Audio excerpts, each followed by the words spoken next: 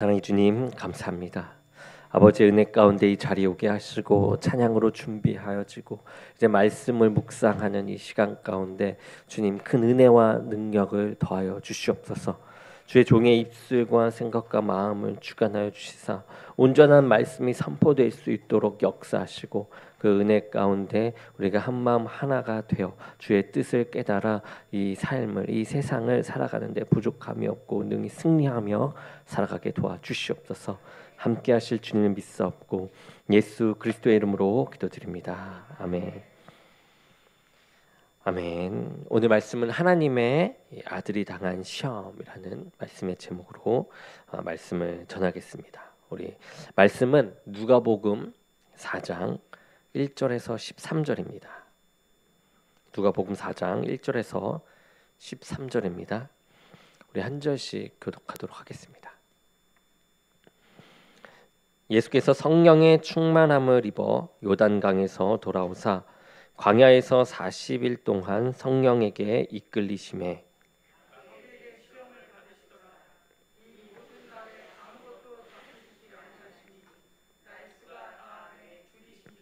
마귀가 이르되 내가 만일 하나님의 아들이거든 이 돌들에게 명하여 떡이 되게 하라.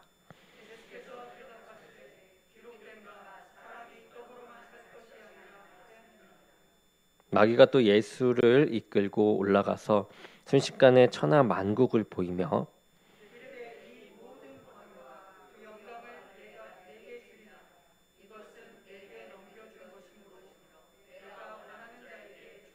그러므로 내가 만일 내게 절하면 다 내 것이 되리라.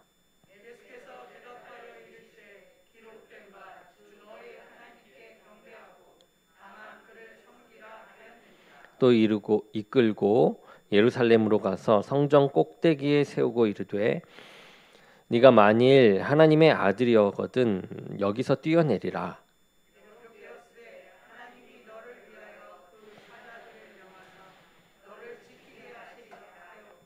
또한 그들이 손으로 너를 받들어 내 발이 돌에 부딪히지 않게 하시리라 하였느니라.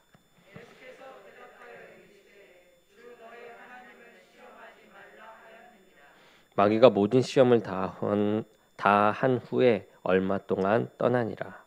아멘.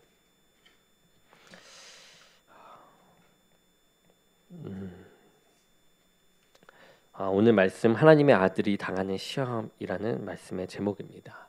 오늘 본문은 예수님께서 이 메시아로서 이 사역하시는 그 시작 부분에 해당하는 장면이에요. 그런데 이 예수님의 사역이 무엇과 함께 시작됩니까?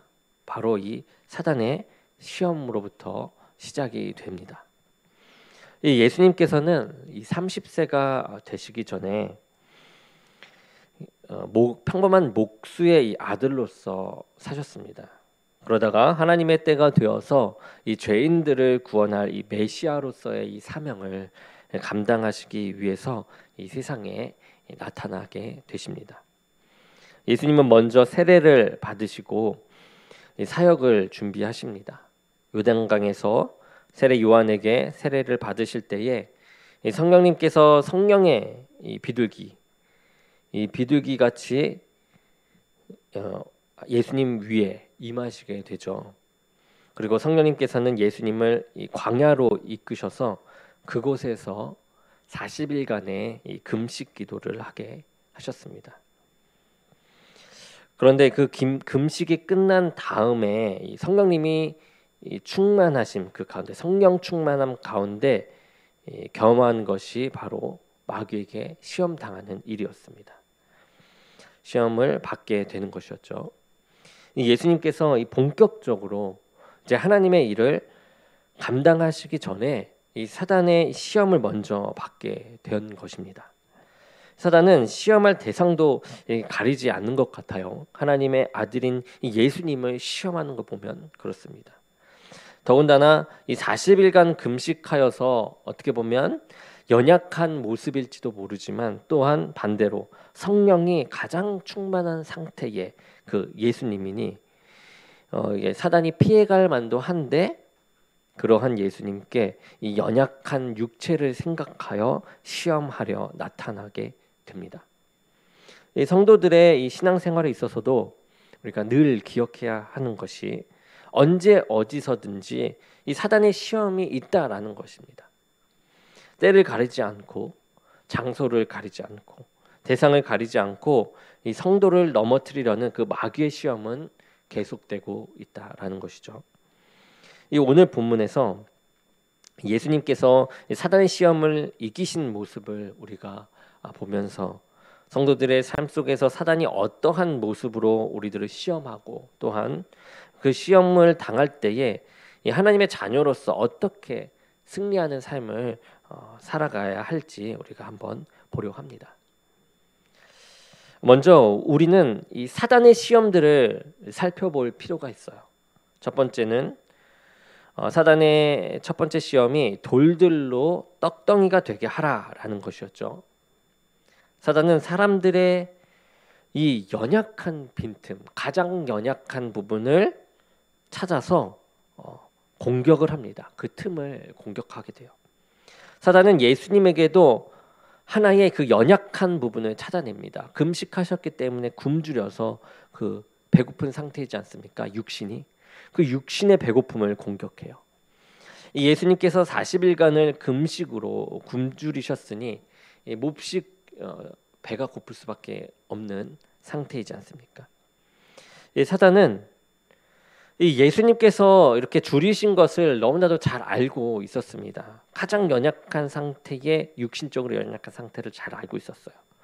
그러기에 이 시험을 하기를 내가 만일 하나님의 아들이었거든 명하여서 이 돌들이 떡덩이가 되게 하라라고 이야기합니다.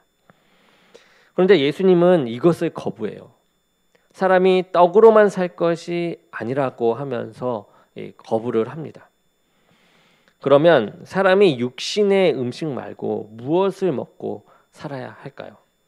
이 마태복음 4장 4절에 보면 이렇게 나오죠. 예수님께서 대답하여 가라사대 기록되었으되 사람이 떡으로만 살 것이 아니요 하나님의 입으로 나오는 모든 말씀으로 살 것이라 하였느니라 하시니 라고 하셨습니다.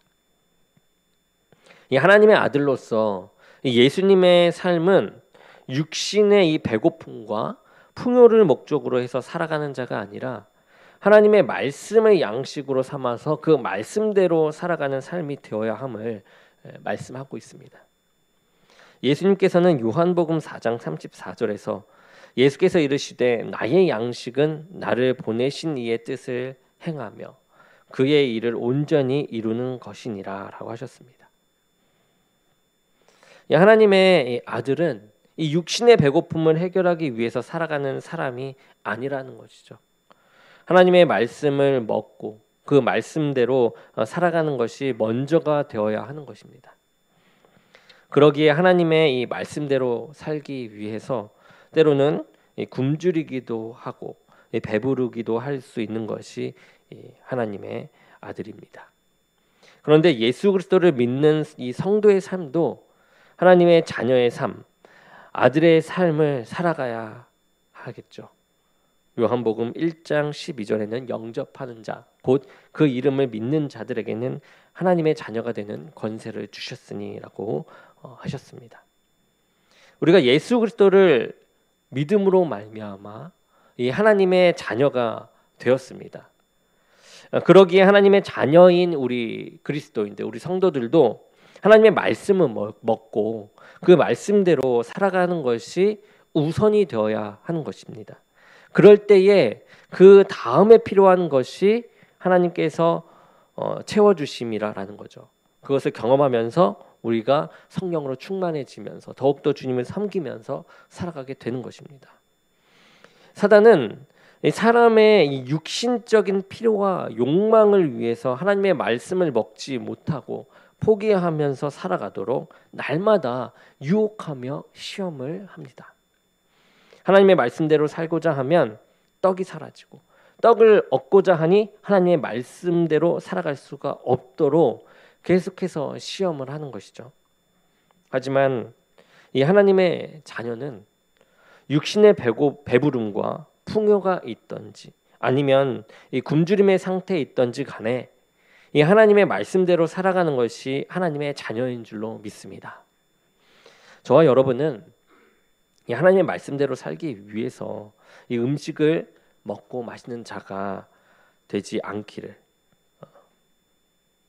하나님의 말씀을 살기 위해서 음식을 먹고 마시는 자가 되기를 원합니다. 그럴 때에 그 시험을 이겨나갈 수가 있는 것이죠.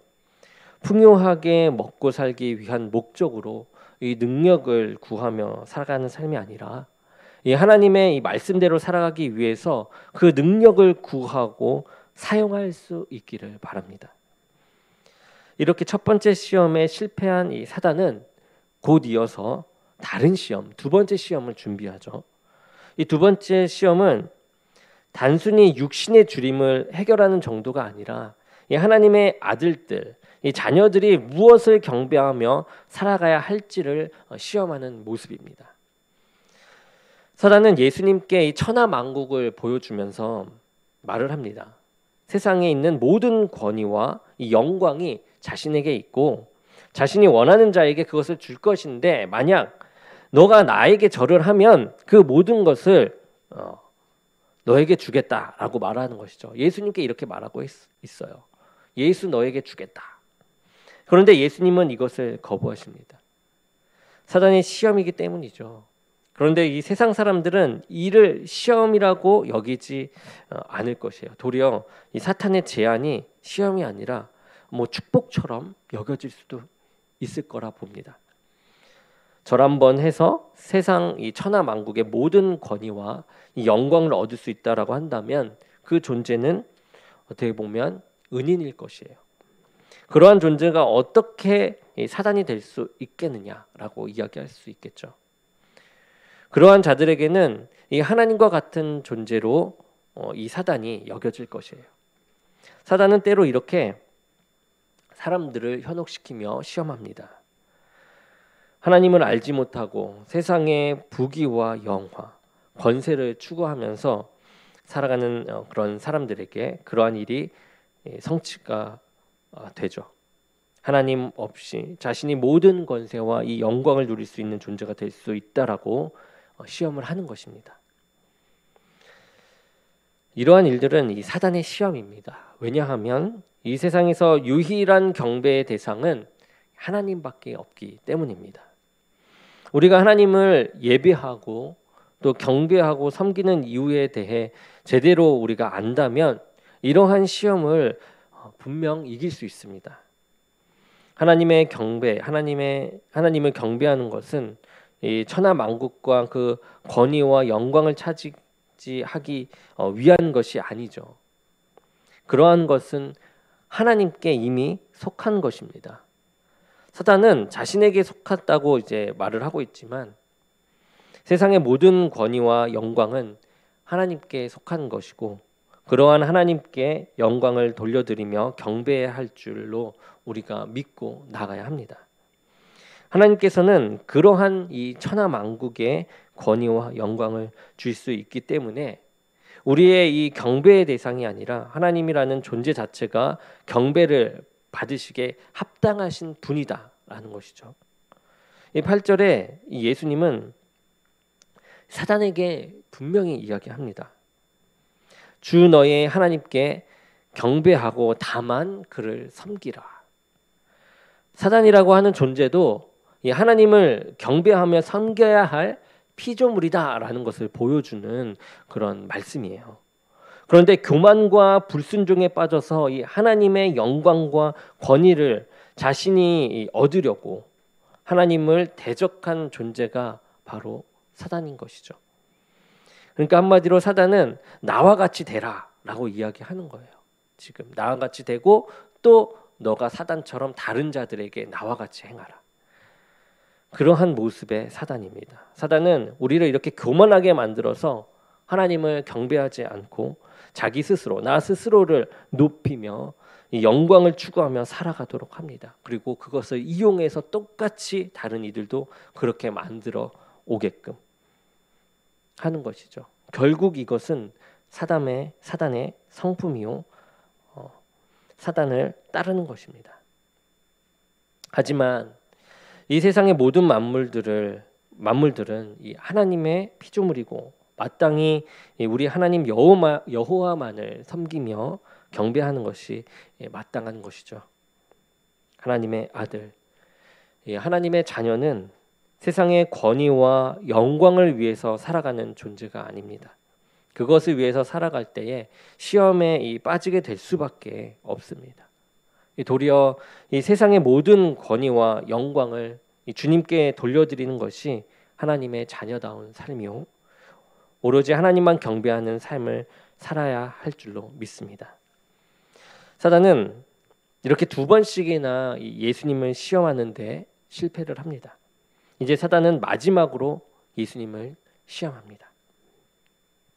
사단은 예수님을 이제 예루살렘 성전 꼭대기로 세운 후에 이제 말을 합니다. 네가 만일 하나님의 아들이면 성에서 뛰어내려 봐라. 그러면 하나님께서 네가 땅에 떨어져 부딪혀 다치지 않도록 너를 받들어 지켜주시지 않겠느냐라고 말을 합니다. 분명 일리가 있죠. 하나님께서는 우리를 지키시는 분이시니까 하나님께서 그 아들을 다치지 않도록 보호해 주시지 않겠느냐라는 것이에요. 그런데 예수님은 단호히 거부하십니다. 하나님의 보호하심을 믿지 못해서가 아니에요. 그것이 시험거리가 되어서는 안 되기 때문에 그렇게 이야기하신 것입니다. 앞으로 예수님께서 메시아로서의 길을 가실 때에 예수님은 하나님의 보호하심이 없는 것과 같은 상황을 맞이하게 될 것이에요. 예루살렘 성전에서 뛰어내렸는데 그냥 맨 땅에 불이 부딪히며 떨어지는 것과 같은 그 하나님의 보호하심과 지켜주심이 없는 상황도 당하게 될 것이다라는 것이죠. 십자가 위에서 고통 가운데 엘리 엘리 라마 사막다니라며 나의 하나님 어찌하여 나를 버리시나이까라고 부르짖어야만 하는 그런 상황을 맞이하게 될 것입니다. 그런데 사단은 말합니다. 네가 진정으로 하나님의 아들이라면 그러한 상황에서 하나님께서 너를 구해주시지 않겠느냐, 지켜주시는 것이 마땅하지 않냐라고 말을 하는 것이죠. 그런데 예수님은 말합니다. 주 너의 하나님을 시험하지 말라. 예수 그리스도를 빙자해서 이 사단은 하나님 여호와를 시험하고 있는 것입니다. 사단은 하나님을 향해서 예수 그리스도를 당신의 아들이라고 하면서 어떻게 이 죄인들을 살리겠다고 이 십자가에서 그를 죽이려고 하냐라고 하면서 하나님을 또한 시험하는 것이기도 합니다. 그리고 예수님을 시험하는 것이죠. 하나님의 자녀라고 한다면 그 어떠한 고난과 어려움 속에서도 보호와 안전을 받아야 하는 것이 아니냐, 이렇게 시험하는 것입니다. 우리는 사단과 같이 하나님을 시험하는 자가 되지 말아야만 합니다. 나의 보호와 평안함을 가지고 하나님이 나의 하나님 되심을 확인하는 삶을 살지 말아야만 해요. 이건 조건부 신앙이죠. 그것보다 내가 하나님의 자녀로서 살아가는 것을 드러내면서 살아가는 진정한 하나님의 자녀가 되기를 원합니다. 예수님은 하나님의 보호와 안전이 아니라 도리어 스스로 십자가를 지심으로 하나님의 아들이심을 증명하세요. 하나님의 자녀된 저와 여러분들이 마지막 시험을 이길 수 있는 것은 내가 하나님의 뜻대로 살아갈 때에 하나님께서 나를 지켜주시지 않는 것과 같은 그런 고난과 환난이 온다 할지라도 하나님의 선하신 그 뜻을 믿고 구원하심을 믿으면서 끝까지 주의 말씀대로 살아가는 삶을 살아가야 한다라는 것입니다. 예수 그리스도를 우리가 이렇게 시험했던 이 사단, 여전히 저와 여러분들을 시험하며 넘어뜨리려고 합니다. 이러한 시험을 이기신 예수님의 모습을 보면서 우리는 어떻게 시험을 이길 수 있는지 알 수가 있어요. 사단은 예수님을 향하여서 네가 하나님의 아들이거든 이렇게 하고 저렇게 하라라고 명령을 합니다. 우리는 마귀가 예수님을 시험한 것이 예수님이 어떤 분인지를 몰라서가 아니라 예수님이 하나님의 아들임을 분명히 알고서 하는 시험이었어요. 사단은 예수님에 대해서 명확하게 알고 있었습니다. 그리고 예수님께서 가진 능력도 알고 있었어요.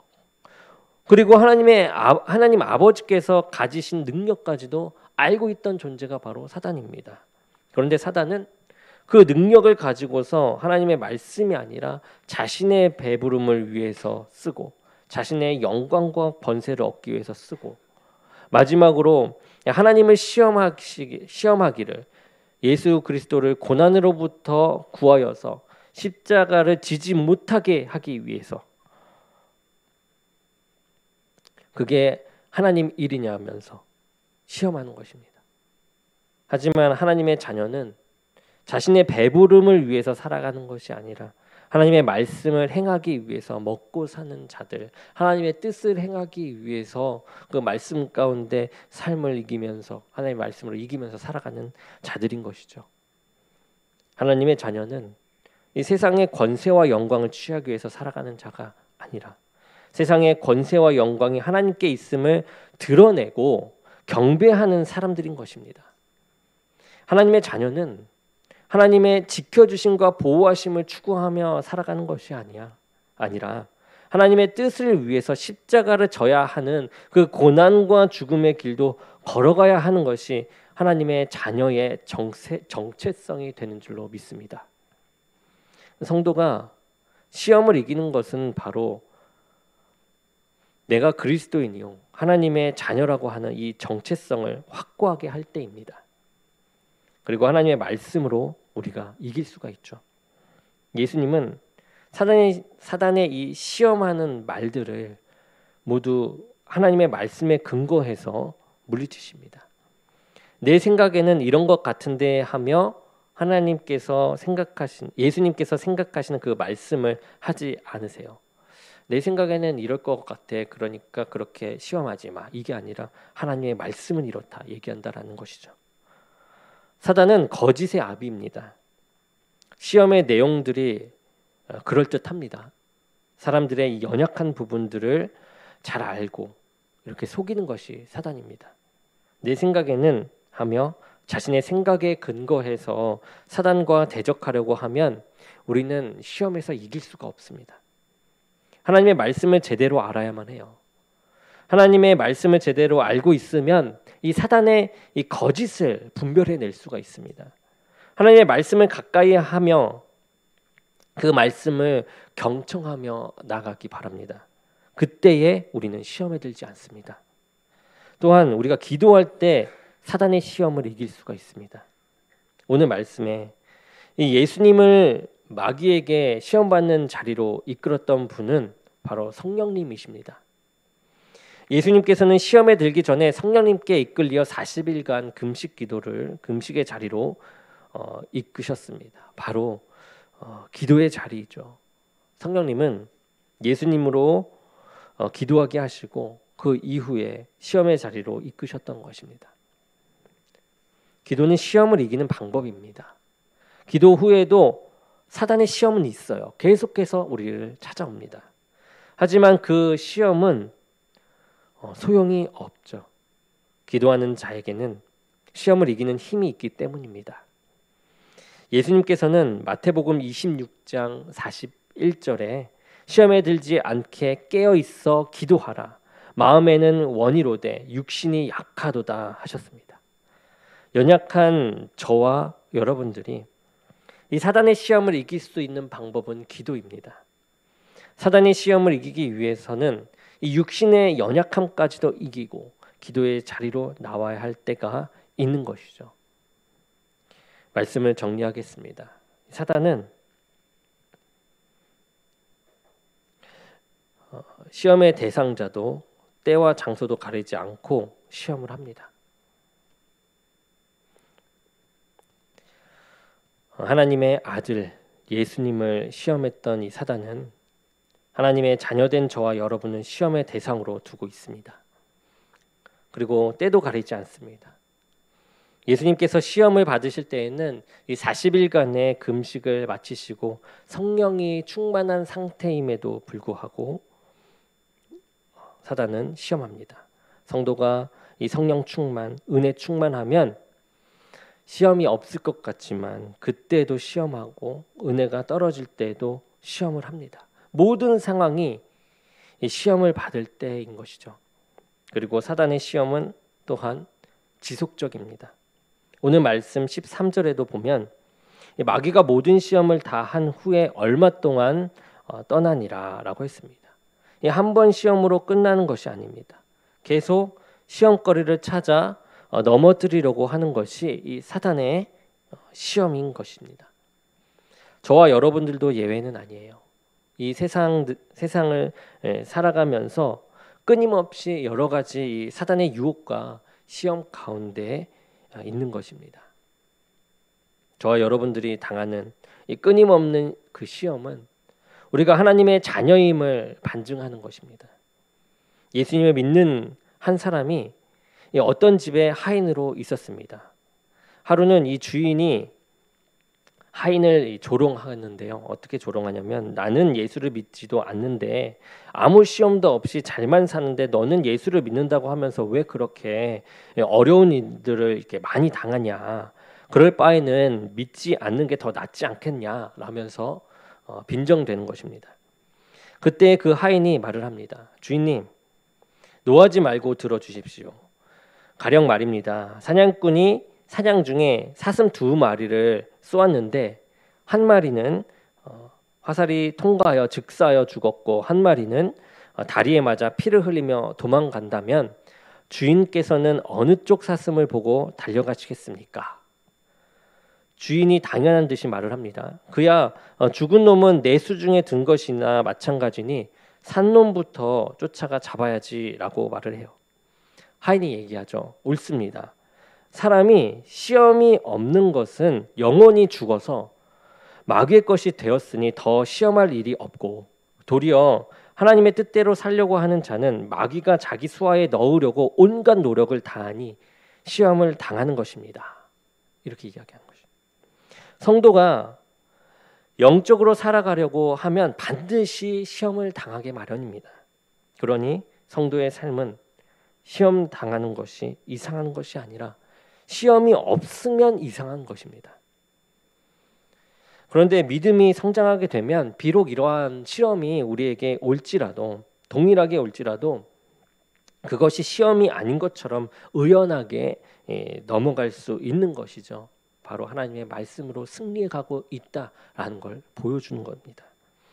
어떠한 시험을 당하든지 간에 내가 하나님의 자녀라는 이 정체성을 가지고 말씀에 순종하며 기도하는 가운데 능히 모든 시험을 감당해 나아가는 그 믿음의 성도로서 살아갈 수 있기를 바랍니다. 그래서 시험 때마다 걸려 넘어지는 것이 아니라 그 시험으로 인해서 인내하고 연단받아서 예수님과 같이 내가 하나님의 자녀임을 사단에게도 강력하게 드러내며 세상에 드러내는 그 믿음의 사람이 될 수 있는 각 사람, 각 성도들 또 그리스도인이 될 수 있는 하나님의 자녀가 될 수 있는 우리 모두가 되기를 간절히 축원합니다.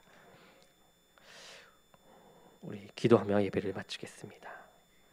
사랑의 하나님 감사합니다. 오늘 또 이 사단이 예수님을 시험하는 과정 속에서 우리가 능히 이기며 나아갈 수 있는 그 길을 봅니다. 하나님의 말씀으로 기도로 하나님을 신뢰하는 그 정체성을 가지고 나아감으로 하나님을 놓치지 않게 하시고 언제나 주님을 쫓는 우리 모두가 되어 어떠한 시험 가운데서도 능히 승리하며 우뚝 서 나갈 수 있는 우리 모두가 되게 도와주시옵소서.